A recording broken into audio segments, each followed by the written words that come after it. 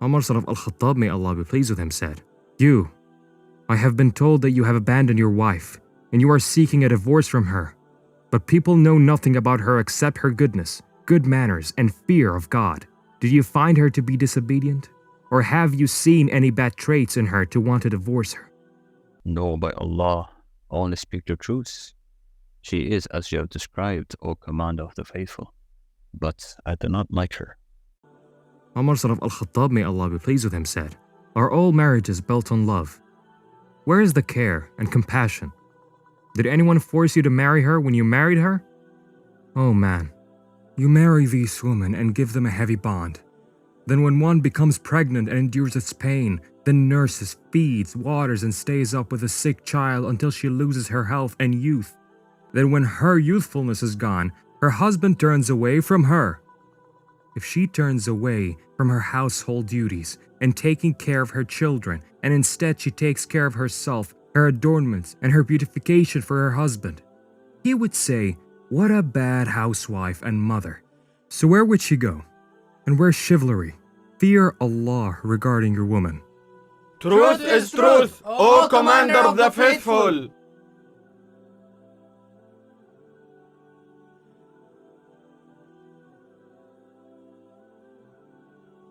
Omar son of Al-Khattab, may Allah be pleased with him, said, And you, someone has come to propose to your sister and has given her a lot of money. He is a righteous, well-mannered, and wealthy man, and you know that she is happy with him and desires him, so what is stopping you from marrying her off? O Commander of the Faithful, the man is a servant, and we are from Quraysh, and we have a good lineage. He is not her equal. Omar son of Al-Khattab, may Allah be pleased with him, said, He has come to you with what is sufficient for this life and the hereafter. As for this life, it is money, and as for the hereafter, it is piety. A man should marry a woman as long as she is satisfied. We are all descendants of Adam, and Adam was created from clay. Verily, the most honored of you in the sight of Allah is the most righteous among you. Wait. You mentioned Quraysh, and the speech is interconnected. So whoever is from Quraysh here should listen and inform your absent colleagues. I have heard that you hold meetings where one of you reserves his companions and followers so that it can be said, This is a gathering of so and so, or a companion of so and so. Each person gathers with his group, and I fear that if this tradition continues, people will split into factions and parties, with each group holding its own beliefs. If an event or situation arises among Muslims, everyone turns to his group, talks to them, and takes their opinion. By Allah, this is dangerous for your religion, honor, and unity. It is as if the one who comes after you will say, This is the opinion of so and so. And they divided Islam into groups, and it will become as it was when the private prevails over the public, and people return to their original traditions in the era of ignorance. One of the most important works of Al-Faruq, may Allah be pleased with him, was the expansion of the Prophet's mosque, where he included the house of Al-Abbas, son of Abdul Muttalib, and made a minor modification in the sacred precinct in Mecca and moved the station of Ibrahim, which was close to the Kaaba, a little farther to facilitate access for the people and the worshippers. He also covered the Kaaba with Yemeni clothes and built mosques in the cities.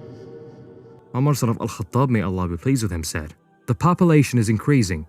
Those who come to Medina from the Arabs to settle there, and the Prophet's mosque has become small for them.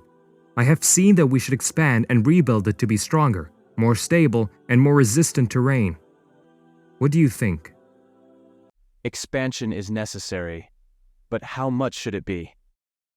Omar son of Al-Khattab, may Allah be pleased with him, said, I have looked into the matter, and I decided that the expansion should be 10 cubits in the direction of the Qibla, 20 cubits in the west, and from the north. O Commander of the Faithful, come with me and help me against Ubaidullah, son of Saad. He has wronged me. Omar son of Al-Khattab, may Allah be pleased with him, said, Don't you see me busy with my friends? You leave Omar when he comes to you. Then when he is dealing with the affairs of the Muslims, you come to him? What sin did I commit? What sin? You were saying from the north? Omar son of Al-Khattab, may Allah be pleased with him, said, "There is no power or strength except with Allah. What have you done, Omar?" Aslam, get the man and bring him back to me. There is no power or strength except with Allah. There is no power or strength except with Allah.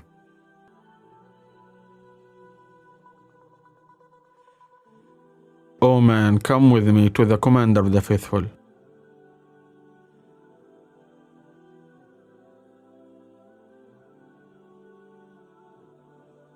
You have hit me, O commander of the faithful. What now? Omar son of Al-Khattab, may Allah be pleased with him, said, "Take this stick and hit me with it as you were hit. Do as I command you, and do not burden me with your sin before Allah." No, commander of the faithful. I leave it to Allah and you.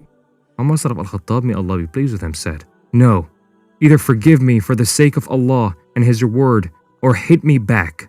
I leave it to Allah, O commander of the faithful, and forgive you. Omar son of Al-Khattab, may Allah be pleased with him, said, "May Allah forgive you." O son of Al-Khattab, you were lost, but Allah elevated you. And you were misguided, but Allah guided you. And you were humiliated, but Allah honored you. Then He burdened you with the responsibility of the Muslims. And a man came seeking your help, but you hit him. What will you say to your Lord tomorrow when you meet Him? O Allah, if you do not forgive, then Omar is doomed. That's enough, Omar. You have asked the man to forgive you, and he did. May Allah forgive you and him. Omar son of Al-Khattab, may Allah be pleased with him, said, "But I have not forgiven myself.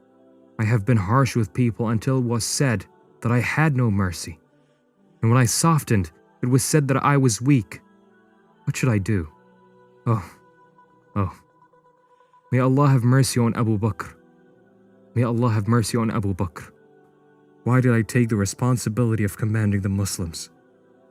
It would have been better if I stayed away from it."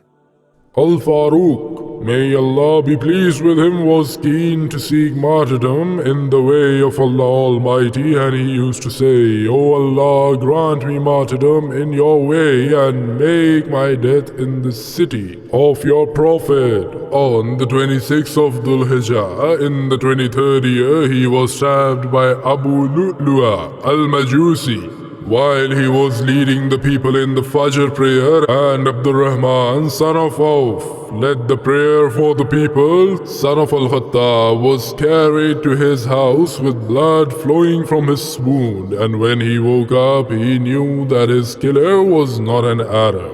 He said, "Praise be to Allah that He did not make my killer prostrate to him." Then he sent a request to Aisha, may Allah be pleased with her, to bury him next to his two companions, and she granted him permission. Thus ended the caliphate of Al-Faruq, which lasted for 10.5 years, and he was 63 years old.